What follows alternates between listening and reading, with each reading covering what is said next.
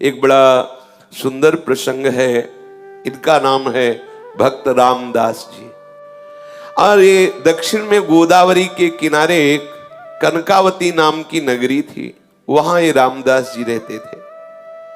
ये चतुर्वर्ण के कुल के थे और ये अपने कुल परंपरा के अनुसार जो गृहस्थी की सेवा है वही सेवा करते थे।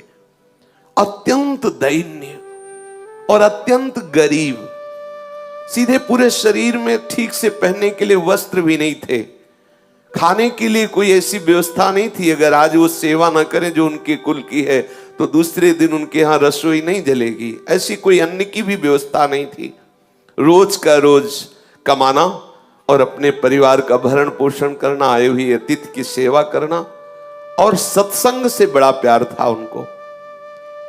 ये दंपति एकमात्र केवल भगवद आश्रित, कोई संपत्ति नहीं, किसी भी तरह का किसी से कोई व्यवहार नहीं, क्योंकि व्यवहार लोग धनी मानी से करते हैं, गरीब अकिंचन से नहीं करते हैं। इनके एक लड़का था और ये सदैव अपने कुल की जो सेवा है वो जूता गांठने की, वो बीच बाजार में जाके बैठते, किसी के फटे पुराने जो पादुका है उसको सिलते, या कहीं ऐसा संयोग बन जाता तो नई पादुका बना के बेचते, जो उससे मिलता उससे अपने परिवार का पोषण करते और सत्संग जाते। ये बड़े महिमा की बात है। जब कहीं सत्संग में रुचि होने लगे तो समझ लेना कि अब प्रभु आपके ऊपर बरस पड़े हैं। सत्संग में रुचि होना अर्थात भगवत प्राप्ति का मार्ग खुल गया है, क्योंकि सत्संग सुनने वाले को निश्चित निश्चित अविद्या का नाश करके भगवत अनुराग की प्राप्ति होती ही होती है। सत्संग से विवेक प्रकट होता है, विवेक जो है मोह का नाश कर देता है। सत्संग में सबसे पीछे जाके बैठते और जो वैष्णव भगवत चर्चा करते, ये उनके मुख की तरफ ताकते रहते। कोई पढ़े लिखे तो थे नहीं, तो जो बात समझ में आती नहीं तो बस सुनते, और जब भगवान नाम कीर्तन होता तो नाचने लगते। उनका साहस भी नहीं हुआ कि उन वैष्णव से कह सके कि आप हमें दीक्षा दीजिए। बस सत्संग में जो नाम कीर्तन होता उसी नाम को उन्हें पकड़ लिया।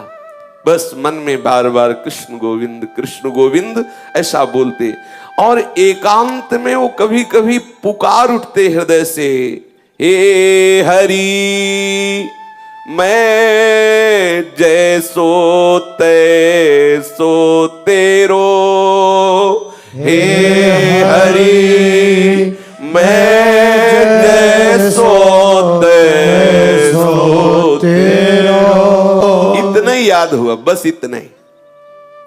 पद नाम से, शास्त्र स्वाध्याय नाम से, बस इतना ही, हरि मैं जैसो तैसो तेरो। और सत्संग में नियमित जाके बैठना, कुछ समझ में आए या ना आए, जब नाम कीर्तन होता तो बड़ा आनंद मिलता। और वही कृष्ण कृष्ण गोविंद गोविंद हरि हरि, और बीच बीच में आ भर के हरि मैं जैसो तैसो तेरो, मैं जैसा हूं वैसा आपका हूं, मैं जैसा हूं हे हरि आपका हूं। तीन प्राणी, स्वयं, पत्नी और पुत्र, जो इस सेवा से उनको अर्थ मिलता, उससे परिवार का पोषण, कोई अतिथि पधारता उस अतिथि की सेवा, और जो सत्संग में जाते नियमित, बस उनके हृदय में एक बात बैठ गई, कैसे कैसे इस जगत के मालिक को रिझाऊं। ना तो मेरे में कोई योग्यता है, ना पढ़ा लिखा हूं, ना धन है, ना पवित्रता है, मैं किसी योग्य नहीं, कैसे रिझा। क्या मेरे से कभी प्रभु रीझ सकते हैं? बिल्कुल बिल्कुल अनपढ़, कोई शास्त्र का ज्ञान नहीं, कोई पवित्रता का ज्ञान नहीं, कोई पद्धति का ज्ञान नहीं। आप देखिए, प्रभु केवल भक्ति से प्रसन्न होते हैं, जानते भी नहीं हो कि भक्ति किसे कहते हैं। आगे इनकी प्रसंग में देखिएगा, एकदम भोले भाले, जानते भी नहीं कि भगवान की कोई भक्ति भी होती। बस सत्संग में पहुंच जाना, जैसे सत्संग हो रहा है, पहली बार गए, बैठ गए, अच्छा लगा, क्योंकि सत्संग का एक जो वातावरण होता है, कोई कितना भी अज्ञानी विषय जीव हो, उसके हृदय को परम शांति शीतलता, तभी नींद आ जाती है। अगर वो किसी को नींद ना आती हो तो सत्संग में बैठ जाओ, इंद्रियों को विश्राम मिलता है। भले वो सोच समझ ना हो तो भी उसको विश्राम मिल जाएगा, वो नींद में चला जाएगा। अगर वो सतोगुणी है, भगवत भक्त है, तो भाव में चला जाएगा, और अगर उसकी पहुंच नहीं हुई भाव में तो वो विश्राम को प्राप्त होता है। समस्त इंद्रियां सुखद अनुभव करने लगती हैं, धीरे धीरे विवेक बढ़ता है। अब वो बीच बीच में जैसे जूता गांठ रहे तो बीच बीच में एकदम रुक जाते और पुकार उठते, हरि मैं जैसो तैसो तेरो, हरि मैं जैसो तैसो तेरो। कैसी बढ़िया बात, इससे बढ़कर कोई बात ही नहीं, कोई बात ही नहीं। मैं जैसा हूं आपका हूं हरि, मैं आपका हूं जैसा। बस बार बार कृष्ण गोविंद कृष्ण गोविंद कृष्ण गोविंद, बीच बीच में आह भर कर, हरि मैं जैसा हूं आपका हूं, हरि मैं जैसो तैसो तेरो। ये बात उनको इतनी प्यारी लगी, हरि मैं जैसो तैसो तेरो। अब ये इसी को गुनगुनाते, सदैव इसी को गुनगुनाने लगे, हरि मैं जैसो तैसो तेरो। निरंतर इस पंक्ति को गुनगुनाना और वो अपने कार्य को करना। उनके हृदय में इस पंक्ति का मर्म उतरा। जो हम बोलते हैं, जो हम सुनते हैं, वही मनन होता है। जो मनन होता है वही हमारे अनुभव का विषय बन जाता है। जैसे हम विषय वार्ता सुने, विषय वार्ता बोले, विषय चिंतन करें तो हम विषयी हो जाते हैं, कामी हो जाते हैं। यदि हम नाम कीर्तन सुने, गुण कीर्तन सुने, उसी का गायन करें, उसी का चिंतन करें तो हम भक्त हो जाते हैं, हम भगवत प्रेमी हो जाते हैं। तो वो बार बार इसी का गान करते हुए, इसी का चिंतन करते हुए इसके मर्म को प्राप्त हो गया। मर्म को प्राप्त होने का मतलब भगवत संबंध हृदय में आ गया। मैं हरि का हूं, हरि मैं जैसो तैसो तेरो। ये पंक्ति गुनगुनाना सचमुच चमत्कार हो गया। उसके मन की स्थिति का परिवर्तन इस सूत्र ने कर दिया, हरि मैं जैसो तैसो तेरो। प्रभु तो भाव के भूखे हैं, वे श्रद्धा रहित, प्रेम रहित, अपनापन रहित, कोई वेद मंत्रों का कितना भी उच्चारण करे, कितना भी पाठ करे तो उसका पुण्य होगा, भगवान थोड़ी प्रसन्न हो जाएंगे। प्रभु तो केवल केवल भाव, आपके आंतरिक भाव को स्वीकार करते हैं। रामदास जी का एक विशुद्ध सरल भाव, हरि मैं जैसो तैसो तेरो। कभी कभी वो आंसू बहाते हुए ये गान करने लगते, हरि मैं जैसो तैसो तेरो। अब एक दिन की बात कि एक चोर मंडली किसी धनी मानी भक्त के घर में गई, जो गृहस्थ भक्त होते हैं, खूब धन संपदा थी। तो उनके यहां शालीग्राम भगवान सिंहासन में थे, और सिंहासन स्वर्ण का था, छत्र भी स्वर्ण का। तो चोरों ने सब कुछ चुराया, सिंहासन छत्र सहित शालीग्राम भी चुरा लिए। तो सिंहासन और छत्र तो बेचने के काम में आ गया, शालीग्राम भगवान उनके किस काम के। तो उसने स्वाभाविक, जिसके बट में पड़े थे सिंहासन और छत्र, और भी सब सामग्रियां थी जो आपस में बांट ली थी, उस चोर ने विचार किया कि ये पत्थर हमारे किस काम में आएगा। तो जा रहा था तो देखा बाजार में वो जूता गांठ रहे थे रामदास जी। भाव में बार बार ऐसे गांठते गांठते रुक जाते और कहे, हे हरि मैं जैसो तैसो तेरो। कैसी रसमयी स्थिति, आहा। अब वो चोर विचार किया कि वो जैसे जूता गांठने में कुछ ज्यादा हो जाए, धागा या चमड़ा, तो उसे काटने के लिए उनके पास जो औजार होते हैं उनको पत्थर से घसते हैं। तो उसने विचार किया कि पत्थर ये मेरे काम में तो आने वाला नहीं, क्योंकि उसके अंदर कोई भाव ही नहीं था कि भगवान है। तो उसने रामदास जी से कहा कि सुनो, हमें अगर तुम जूता दे दो तो तुम्हारे घसने के लिए हमारे पास एक बहुत चिकना पत्थर है, हम दे दें। तो रामदास जी ने जो नए जूते बनाए थे वो उसे दे दिए, बिल्कुल सरल स्वभाव के भोले भाले भक्त, और वो शालीग्राम भगवान उनको दे दिए, और ये कह के दिया कि पत्थर तुम्हारे घिसने के काम में आएगा। अब वो देखा तो कि ये चिकने हैं, पर जब उसमें अपना वो औजार घसा तो और बढ़िया धार निकली उसकी। उसको लगा चलो जूते के बदले में अच्छा पत्थर मिल गया, बढ़िया है। अब वो उसमें घिसता और कभी कभी आंसू बहाते हुए, हे हरि मैं जैसो तैसो तेरो। देखो सूक्ष्मता की बात है, उसके आंसू गिरते शालिग्राम में। अब जब जोर से घसना होता तो हाथ में रख के थोड़ी घसते बनता है, फिर वो कुछ और मुद्रा होती है।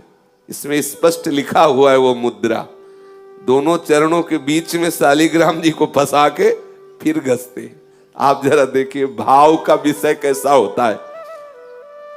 अब वो हृदय में बड़ा आनंद मिलता, क्योंकि भगवान चक्र चिन्ह से चिन्हित शालिग्राम भगवान को इससे कोई मतलब नहीं है, ये तो क्या कर रहे हैं, बड़े बड़े रिझवार, बड़े लीला बिहारी हैं। अब चोर के द्वारा दिए हुए शालिग्राम का यहां ये प्रयोग हो रहा है। दूसरे की पादुका गांठना, उसमें धागा बढ़े तो उससे जो काटते हैं वो यंत्र उनका, उसको उसमें रगड़ते। ये एक दिन कोई पंडित जी अपनी पादुका ठीक कराने आए, तो जब दृष्टि गई तो उन्होंने देखा कि अरे ऐसे शुभ चिन्हों से युक्त, जिसमें चक्र का चिन्ह बना हुआ है, ऐसे चिन्ह से युक्त तो साक्षात शालिग्राम है। ब्राह्मण ने कहा तुम्हारी बुद्धि मारी गई है, ये तुम क्या कर रहे हो? तो उन्होंने कहा अपने पत्थर से अपने औजार की धार निकाल ले। ब्राह्मण समझ गया मूढ़ आदमी, इससे क्या बात करे। तो उनका तुम जितने रुपए चाहो मैं तुम्हें रुपए दूंगा, ये पत्थर हमें दे दो, ये पत्थर हमें बहुत आवश्यक है, दे दो। समझा कि इसको समझाएं कि भगवान है, तो इसके क्या समझ में आएगा जब ऐसी हालत है कि दोनों पैर रखकर फिर इसमें अपना औजार घिसता है, ये तो साक्षात शालिग्राम भगवान है। ब्राह्मण ने सोचा कि जैसे बंदर को हीरा मिल जाए तो क्या जाने, ऐसे क्या जाने बेचारा। उन्होंने कहा कि तुम जितना रुपया चाहो मैं तुम्हें दे सकता हूं, तो ये हमें पत्थर तुम दे दो, मुझे अच्छा लगा, ये पत्थर मुझे दे दो इसलिए मैं ले रहा हूं। अब उसने कहा कि मेरे तो बहुत काम में आए हैं ये पत्थर, लेकिन तुम्हारी इच्छा है तो मैंने ना पैसे दे के लिए हैं और ना तुमसे पैसे लेना है, आप ले जाओ, कोई बात नहीं है। ब्राह्मण ये सुन करके आनंदित हुआ और उसने वो शालिग्राम भगवान ले लिए। ब्राह्मण से कहा कि जो मैं मेहनत करता हूं जूता गांठ करके, उससे जो मिलता है मेरे परिवार का, उससे भरण पोषण होता है, मुझे इस पत्थर के बदले में कोई धन नहीं चाहिए, ले जाओ। कोई मुझे हवेली नहीं बनवानी, कोई मुझे सुख पूर्वक नहीं रहना, क्योंकि अगर सुख पूर्वक रहूंगा तो मैं भूल जाऊंगा प्रभु को, इसीलिए मैं जानबूझ करके उतना ही कमाता हूं जितने से रोज उधर भर जाए। इतना कह करके रामदास जी ने वो पत्थर दे दिया जो शालिग्राम भगवान है। पंडित जी ने देखा दुर्लभ सद्गुणों से युक्त तो शालिग्राम, बड़े आनंदित हुए, घर में आए, सुंदर जल से दुग्ध से अभिषेक कराया, सुंदर सिंहासन में विराजमान किया, षोडशोपचार मंत्रों से पूजन किया और ये विचार किया कि भगवान मेरी इस चेष्टा से प्रसन्न होंगे, क्योंकि वहां क्या सुख पा रहे थे और यहां हम उनको क्या सुख पहुंचा रहे। मंत्रों से उच्चारण करना, पंचामृत से स्नान कराना, तुलसी जी ऊपर विराजमान करना, आदि आदि जो पद्धति से सेवा पूजा है। अब पंडित जी की इस प्रकार की सेवा पूजा से ठाकुर जी असंतुष्ट हो गए। अब लियो, कैसे न जाने कौन से गुण पर दया निधि रीझ जाते हैं। आहा, पंडित जी पूरी पूजा विधि जानते थे, पर हृदय से प्रभु के प्रति अपनापन नहीं था, भक्ति नहीं थी, प्रेम नहीं था। और ये अब आप समझ लो किस कोटि के भक्त है, कुछ ज्ञान ही नहीं है, परंतु इनके हृदय में है कि मैं प्रभु का हूं, प्रभु मेरे हैं। कभी कभी आंसू बहाते तो वो आंसू जो शालिग्राम भगवान के ऊपर गिरते, उससे बड़ा पंडित जी का पंचामृत नहीं। और जो आह भर के पुकारते कृष्ण कृष्ण गोविंद गोविंद हे हरि मैं तेरा, इससे बढ़कर वेद मंत्र अच्छे नहीं लगे ठाकुर जी को। ठाकुर जी ने स्वप्न में एक वैष्णव का रूप धारण किया और उन ब्राह्मण से कहा कि तुम सीधे हमको उन रामदास के पास पहुंचा दो। हाँ, कहा कि ये तुम्हारा षोडशोपचार पूजन, ये पंचामृत अभिषेक और ये तुम्हारा सिंहासन में विराजमान करना मुझे बिल्कुल अच्छा नहीं। मुझे उसकी सूखी रोटी और आह भरी पुकार ने खरीद लिया है। मुझे वहीं पहुंचाओ। अब जब स्वयं स्वप्न में भगवान ऐसा आदेश कर रहे हैं तो उसके तो होश उड़ गए ब्राह्मण के, कि हम तो जिसे समझते थे कि वो तो अनपढ़ है, गंवार है, प्रभु इतना उसे प्यार करते हैं। अब हाथ में सुंदर वस्त्र पर शालिग्राम भगवान को लिया और भगवान से कहा कि आपको पता है कि आपके ऊपर वो औजार घिसता है, चंदन तिलक लगाने की बात जाने दो, सिंहासन में विराज वाले पैर रख के आप पे औजार घिसता, तुमको वो पसंद है? और षोडशोपचार पूजन, पंचामृत से स्नान, ये सब। प्रभु ने कहा जब वो आंसू बहाते हुए नाम बोलता है ना, कृष्ण गोविंद हे हरि मैं तेरा, मुझे इतना सुख मिलता है कि वेद मंत्रों से मुझे सुख नहीं मिलता। और जब वो मेरे ऊपर पैर रखता है तो मुझे ऐसा लगता है वो आत्मसमर्पण कर रहा है पूरा। यही है, इनसे कौन पार पावे? सर्वलोक महेश्वर, जितने भी ज्ञान के सूत्र हैं सब इन्हीं से प्रकट हुए, इनसे कोई पंडित क्या पार पा सकता है? बोले जब वो चरण रखता है, दबाता है चरण से ऐसे, तो मुझे लगता है कि पूरा अपने आप को समर्पित कर रहा है, आत्मसमर्पण कर रहा है। मुझे बहुत सुख मिलता है तुम्हारे चंदन और कस्तूरी के लेप और इत्र से, मुझे जो सुख नहीं मिलता उसके घसने से सुख मिलता है। अब राजी, आप राजी तो फिर किसकी क्या बस चले? ठाकुर जी राजी। अब वो जो ब्राह्मण था जिसको एक गर्व था कि मैं ऊंचे कुल में हूं और मैं पूजा का विधान जानता हूं, मेरी दासता से, मेरी पूजा से शालिग्राम भगवान प्रसन्न हो जाएंगे, आज वो बहुत दैन्य हुआ कि मेरे दुर्भाग्य की आज तक मुझे वो प्राप्त नहीं हुआ जो रामदास को प्राप्त है, क्योंकि स्वयं ठाकुर जी वहां जाना चाहते हैं। ये विचार करके शालिग्राम को लेकर के रामदास जी के घर जाना निश्चय किया उसने, और मन में बहुत जलता जा रहा था कि मैं ब्राह्मण तो हूं लेकिन आडंबरी हूं। मेरे अंदर वो बात नहीं आई जो उस दैन्य भक्त रामदास के हृदय में आई। बार बार शालिग्राम को हृदय से लगा के विकल होकर कहने, देखो ये है किसी भी तरह से भक्त का संग हो जाए, किसी भी तरह, ये रामदास जी के दर्शन की, देखो ये दर्शन का प्रभाव। अब वो दैन्य होके जा रहा है, क्या प्रभु कभी मेरे भी हृदय में भाव आएगा? जैसी रामदास की भक्ति से आप प्रसन्न, क्या कभी मेरे अंदर भी भक्ति आएगी? मेरी पूजा आपको पसंद नहीं तो प्रभु मेरे को भाव दे दो, जिससे मैं रामदास जी जैसी भक्ति कर सकूं। अब आई बात, ये जो ब्रह्मणत्व का अभिमान, वेद ज्ञान का अभिमान धूर धूषित हो गया। इसीलिए लिखा है, तिनकी संगति रहत जाति कुल मद सब नंसई। भगवत प्रेमी महात्मा का संग होते ही जाति का अभिमान, कुल का अभिमान, विद्वता का अभिमान, ये सब नष्ट होने लगे। देखो नष्ट हुआ अभिमान। अब वो डरा हुआ सा ब्राह्मण शालिग्राम भगवान को एक कपड़े में रख करके रामदास जी के घर आया और देखा तो होश उड़ गए। रामदास जी के आंखों से आंसू चल रहे हैं, बार बार मुख से निकल रहा है, हरि मैं जैसो तैसो तेरो, हरि मैं जैसो तैसो तेरो। मलिन वस्त्र है, फटे पुराने कपड़े हैं, शरीर में अपने आप अनुभव हो रहा है कि कितनी कृष्णता है, क्योंकि खान पान की सामग्री उचित है नहीं। और अब ये जो रोग बढ़ा है, हरि मैं जैसो तैसो तेरो, ये ज्यादा काम नहीं करने देता।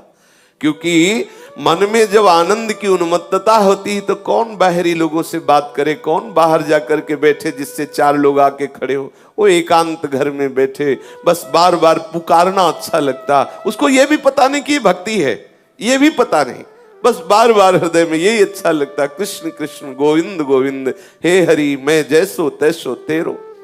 आंसू की धार बह रही है, धीरे धीरे वही गीत गा रहा है, हे हरि मैं जैसो तैसो तेरो। ये ब्राह्मण गए, जब देखा तो ओहो धन्य है तुम्हारे माता पिता को, धन्य है रामदास, तुम तो बड़े महात्मा निकले। हम तो समझ ही नहीं पाए कि तुम्हारी ऐसी ऊंची स्थिति है, तुम्हारे अधीन भगवान है। अब वो धीरे धीरे उसके नेत्र खुले, अब अपने भाव से बाहर आया। तब उन्होंने कहा कि ये जिन पर तुम पत्थर समझ करके अपना औजार घिसते थे, औजार नहीं, मैं उस समय बताया नहीं, ये साक्षात शालिग्राम भगवान हैं, त्रिभुवनपति स्वरूप में विराजमान है, सारे विश्व के स्वामी हैं, घट घट में विराजमान है, सबकी गति है, सबके आश्रय है। इनके शरणागति होने से जीव बंधन मुक्त हो जाता है। तुम्हारी सरलता, तुम्हारे प्रेम से रीझ गए हैं। जब मैं इनको ले गया, इनको पंचामृत से अभिषेक किया, वैदिक स्तोत्रों द्वारा इनकी स्तुति की, इनकी सेवा की, इनको भोग लगाया सब, लेकिन इनको पसंद नहीं आया। इनको तुम पसंद आए। मेरे स्वप्न में एक वैष्णव रूप धारण करके आए और मुझे ऐसा आदेश किया कि मुझे रामदास जी के पास भेज दो। वो रो पड़ा कि मैं तो महान पापी हूं। रामदास रो पड़े, अरे मैं महान पापी हूं, मैं तो समझ नहीं पाया कि भगवान है और मैं इनके ऊपर ऐसा कृत्य करता रहा है, मैं तो बहुत अपराधी हूं। चीख चीख के रोने लगा, मैं कितना निर्दयी, कितना नीच हूं, देखो मैंने क्या किया। बस ब्राह्मण तो खड़ा का खड़ा रह गया, वो भाव में डूब गए और हे करुणा समुद्र प्रभु, मैं कैसे आपको रिझा पाऊं, तुम मुझे कितना प्यार करते हो और मैं कितना नीच हूं। ऐसे बस पुकारने लगा, रोने लगा। अनन्य भक्ति से भगवान रीझ जाते हैं। बार बार ब्राह्मण उनको धन्यवाद करता कि तुम्हारे अंदर जो भाव आया है ना, ये बहुत कृपा से आया है। ब्राह्मण के वचन सुनकर के रामदास के हृदय में थोड़ी शीतलता आई। ब्राह्मण के चरणों में नमन किया। जो ही ब्राह्मण गया तो शालिग्राम की मूर्ति लेकर हृदय से लगाया और खूब रोने लगे। प्रभु मैं जान नहीं पाया कि आप भगवान हो, आप शालिग्राम भगवान हो। घर में ले गया, फटा पुराना जो भी कपड़ा हो ऐसे बिछाया, आसन पर शालिग्राम रखे और जो रूखा सूखा उसके घर में होता ठाकुर जी को भोग लगाता और गदगद कंठ से प्रभु को पुकारता। कई दिन ऐसे सेवा के बाद उसके हृदय में बात आई कि यदि तुम भगवान हो, मैं तो जानता नहीं, पंडित जी कह गए, मैं तो नहीं जानता कि तुम शालिग्राम भगवान हो, यदि तुम भगवान हो तो मुझे दर्शन दो। जब आप इतना प्यार हमसे करते हैं कि उनके घर तुम्हें रुका नहीं गया और तुम वहां से वापस आए हो, तो प्रभु मैं दीन हूं, मैं नीच हूं, मैं अज्ञानी हूं, मैं दुर्जन हूं, मैं पतित हूं, लेकिन हूं तो प्रभु आपका ही। प्रभु आप जानते हैं कि रात दिन मैं चमड़े का कार्य करता हूं, मुझ में कोई पवित्रता नहीं, कोई सदाचार नहीं, और ऐसे पवित्र ब्राह्मण के यहां से आप आए तो मुझे लगा कि आप मुझसे प्यार करते हैं। आप जब मुझसे प्यार करते हैं तो अब छुपा छुपी का खेल बंद करो, दिखाओ कैसे होते हैं भगवान, कैसे हो तुम, मुझे तो पता नहीं, लेकिन आप अब मेरे हृदय में बेचैनी हो रही कि आपका स्वरूप क्या है। प्रभु आप कृपा करो, मैं तुम्हें प्रत्यक्ष देखना चाहता हूं। हे करुणा सिंधु, हे दीन बंधु, हे पतित पावन, ऐसी पुकार करने लगा। कृष्ण चंद गोपाल आजू तो तेरे हाथ बिकाई। कृष्ण चंद्र गोपाल आज तो तेरे हाथ बिकाई। हे कृपा सिंधु कृष्ण, हे करुणामय भगवंत, मैं तो तेरे हाथ बिक गया। हे प्रभु, हे मोर मुकुट धारण करने वाले, हे वैजयंती माला धारण करने वाले, हे कृपा सिंधु पीतांबरधारी, आप मुझे दर्शन दीजिए, अपनी कृपा से आप दर्शन दीजिए। मैं तो पतित हूं, नीच हूं, पर शरणागत हूं, शरण गए कि लाज रखिए प्रभु। अब मेरे हृदय में बड़ी विकलता हो रही, मैं आपका दर्शन चाहता हूं। रामदास रो रो करके प्रभु से प्रार्थना करने लगा। ऐसा प्रेम समुद्र उमड़ा कि सब कुछ भूल गया, विह्वल विकल होकर के। ये विकलता प्रभु को खींचती है, उस अव्यक्त सत्ता को व्यक्त करती है। ये विकलता है, यही है, पर माया का पर्दा उड़े हुए है।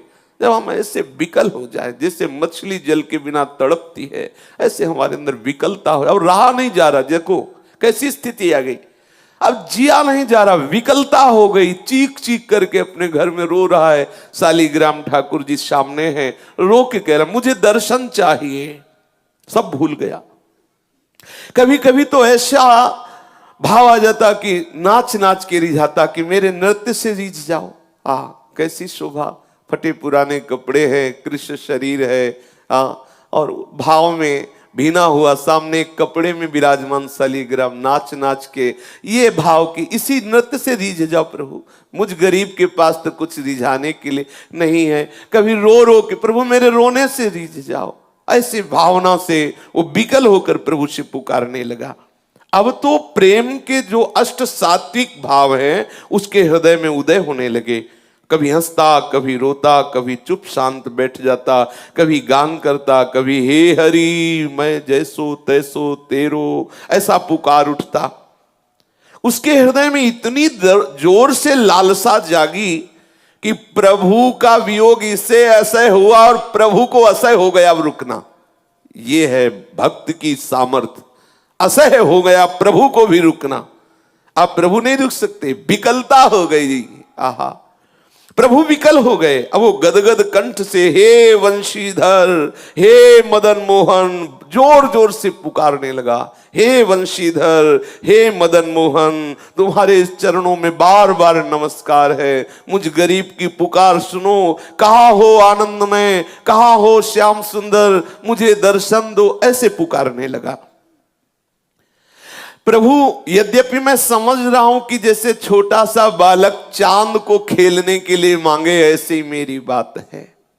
कहां मैं नीच अधम, कहां बड़े बड़े तपस्वी ऋषि जो आपको दुलार करते रहते ध्यान के द्वारा, कहां मैं अपवित्र। पर प्रभु मैं हूं तो आपका ना। मैं क्षुद्र हूं, दीन हूं, नीच हूं, जैसा भी हूं आपका हूं। पर अब मेरे हृदय में एक ही है, आपके दर्शन नहीं मिलेंगे तो मैं प्राण त्याग दूंगा। मैं नहीं जी सकता आपके बिना। क्या करूं, मुझसे जिया नहीं जा रहा। ये स्थिति है। कैसी कृपा होती प्रभु की अपने भक्तों पर, प्रभु के बिना अब जिया नहीं जा रहा। ये मतलब अब इस बात में केवल वाणी लड़खड़ाती है, ये केवल प्रभु देते हैं। भजन साधन और सब एक तरफ, ये बात अब जिया नहीं जा रहा। वो हृदय में ऐसी विकलता, एकांत तो बैठा हुआ पुकारता रहता है, अब जिया नहीं जा रहा। ये बात जिनके हृदय में आ गई, बस मिलन नजदीक है।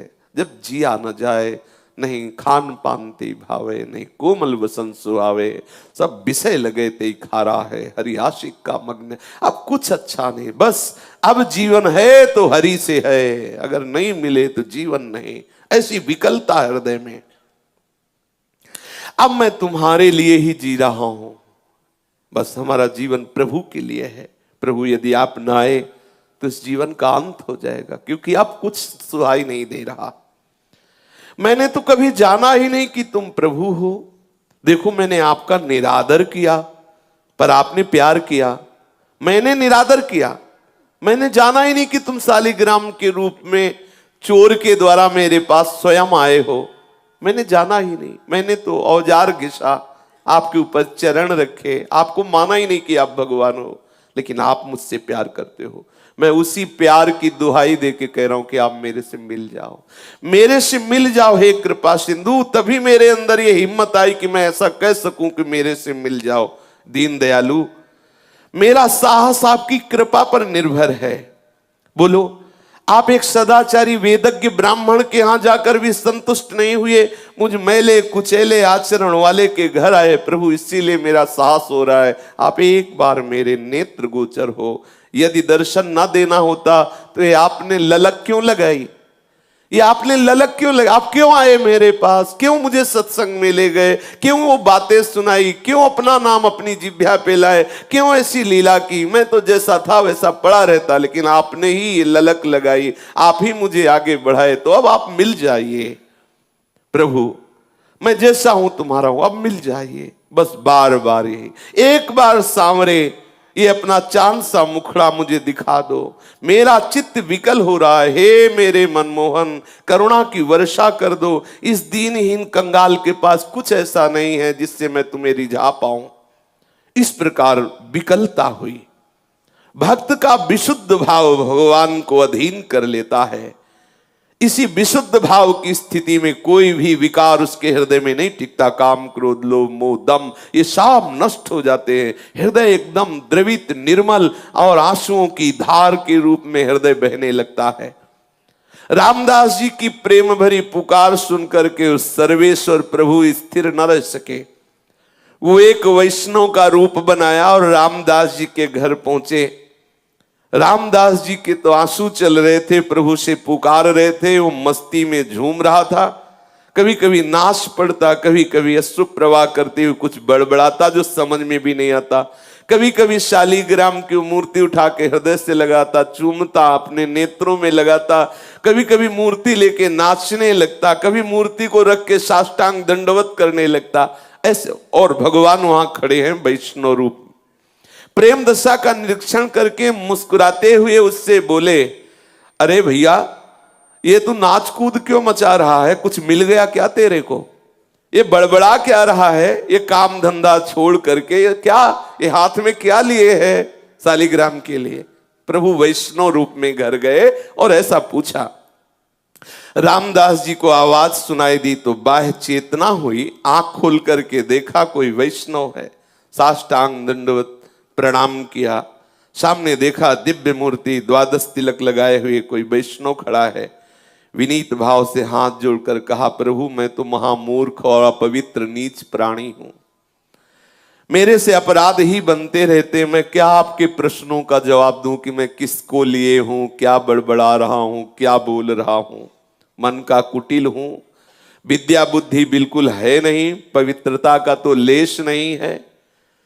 पर ये जब से मिले, शालीग्राम दिखाया और कहा, ये जब से मिले तब से मेरे हृदय में कुछ हो रहा है, बेचैनी हो रही, मुझसे अब जिया नहीं जा रहा।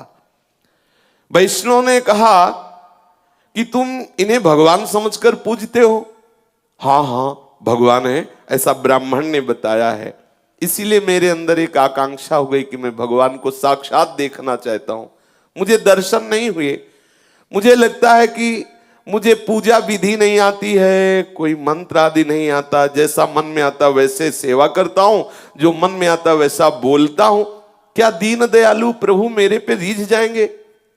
ओ वैष्णव से ऐसा रामदास जी पूछते हैं। रामदास जी ऐसा कहते कहते चिल्ला चिल्ला कर रोने लगे कि मुझे न पूजा विधि आती, न वस्तु पूजा की है, न कोई शास्त्रों का ज्ञान है। क्या प्रभु मेरे से रीझ जाएंगे? वैष्णव वेशधारी भगवान ने आश्वासन दिया और कहा कि भाई ये तो ठीक है जो तुम कर रहे हो, लेकिन भगवान के दर्शन की बात तुम्हारे हृदय में आई, ये ठीक नहीं है। और भगवान ये वैष्णव रूप में आए।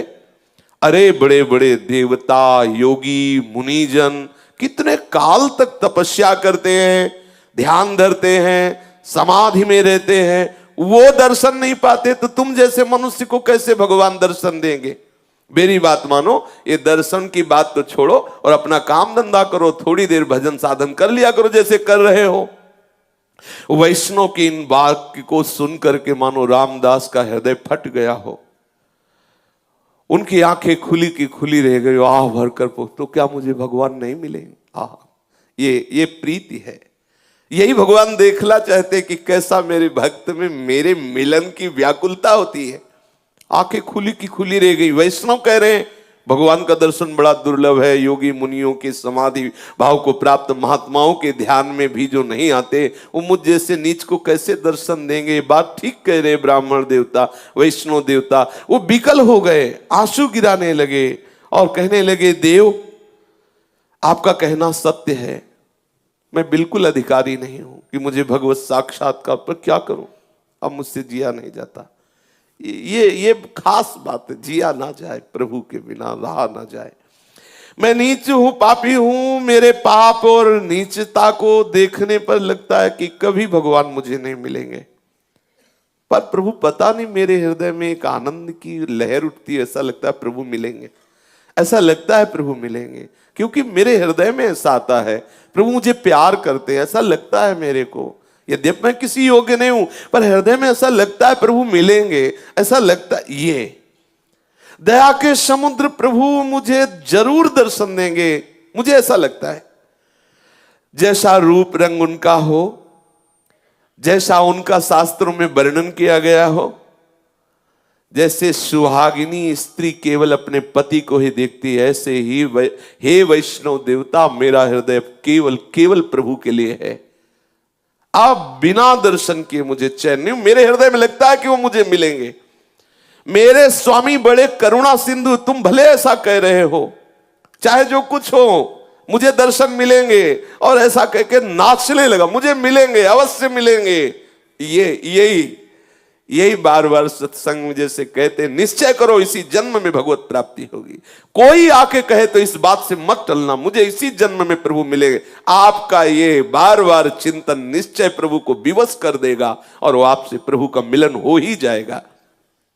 रामदास जी नाचने लगे, फिर विकल होकर के पुकारने लगे, और प्रभु खड़े हुए देख रहे हैं उसकी भावदशा को, जैसे सुतीक्ष्ण जी की भावदशा को भगवान श्री राम छुप करके देख रहे हैं। मीठे स्वर में फिर बोले, वैष्णव स्वरूप भगवान, बेटा रामदास, तेरा जीवन धन्य है। देख, मैं वैष्णव भेष में तेरे को देखना चाहता था कि तू मेरे प्यार में कितना विकल है। देख, मेरे को देख। जब ऐसा कहा तो आंख खोल के देखा तो वैष्णव नहीं थे, वो वैष्णवों के आराध्य देव थे भगवान श्याम सुंदर। अनंत अनंत कोटि सूर्यों जैसा प्रकाश जिनकी श्री चरण नख से प्रकाशित हो रहा था, अचानक आंख खुलते आंख मुंद गई, इतना तेज। उसने देखा कि मदन मोहन त्रिभंगी लाल बंशी अधरों पर धारण किए हुए ललित त्रिभंगी स्वरूप से बड़े आनंद मुद्रा में विराजमान है, और रामदास जी की ऐसा सुंदर रूप। वो तो आनंद समुद्र में डूब गया कि अभी तक मेरे से भगवान ही बात कर रहे थे। रोज मिलते रोज वैष्णव जनों को, आप भी पहचानना, किसी न किसी रूप में आके वो ठिठोलिया करता है, किसी न किसी रूप में आके वो रोज मिलता है।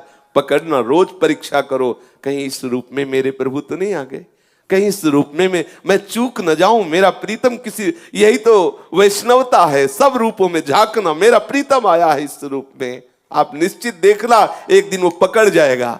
और वो जैसे रामदास जी के सामने अपनी उस छद्म भेष को हटा दिया, ऐसे ही हटा देगा। वो किसी रूप में रोज आता है, वो ऐसा नहीं है, करुणा का समुद्र है, वो रुक नहीं सकता, नहीं रुक सकता, वो तुम्हारे पास ही है, रोज तुम्हें दुलार करता है। सच्ची मानिए, जिस दिन ऐसी विकलता हो जाएगी उस दिन वो पर्दा हटा देगा, और ऐसा ही सुख मिलेगा जैसा रामदास जी को मिला। सामने देखा सच्चिदानंद घन विग्रह प्रभु श्री हरि श्री कृष्ण चंद्र, पूरा घर प्रकाश से युक्त है। अब तो उछल पड़ा, आनंदित हो गया, वो सारी की सारी व्याकुलता आनंद में बदल गई। महाअमृत में सुख, बार बार प्रणाम कर रहा है। सामने नौ किशोर ठाकुर ललित त्रिभंगी विराजमान है, बार बार प्रणाम कर रहा है, बार बार श्री चरणों को स्पर्श कर रहा है। स्तुति करना चाहता पर आता नहीं है कुछ, इसलिए ऐसे कुछ बोलने की चेष्टा करता है। प्रभु उतने में ही मंद मंद मुस्कुरा रहे हैं। फिर अचानक भगवान अंतर ध्यान हो गए। अब तो पुनः दर्शन के लिए छटपटाने लगा, भूमि पर लौटने लगा, बड़ी ही तन्मय स्थिति हो गई।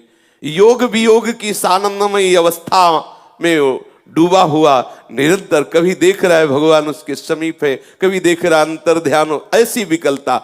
एक बार दर्शन होने के बाद फिर कभी ऐसा नहीं होता कि प्रभु नेत्रों से उजल हो जाए, बस जाते हैं नेत्रों में। ऐसी ही आनंदमयी स्थिति में उसका शरीर पूरा हुआ, और वो नित्य पार्षद स्वरूप धारण करके प्रभु की नित्य सेवा में उपस्थित हो गया। इसीलिए देवर्षि नारद जी कहते हैं कि भगवत प्राप्ति के लिए, भगवत मिलन के लिए कोई ऐसा नहीं कि आप उच्च कुल में जन्मे हो तो ही भगवान मिले, या वेदों के पारंगत विद्वान हो, या बड़े दानी हो, तपस्वी हो, आदि आदि हो तो तुम्हें प्रभु मिले। प्रभु केवल केवल अपने भक्ति भाव से मिलते हैं। हृदय में प्रभु के प्रति अपनापन हो और तड़पन हो तो निश्चित प्रभु मिल जाएंगे। शेष चर्चा आगे। श्री राधा वल्लभ लाल की जय।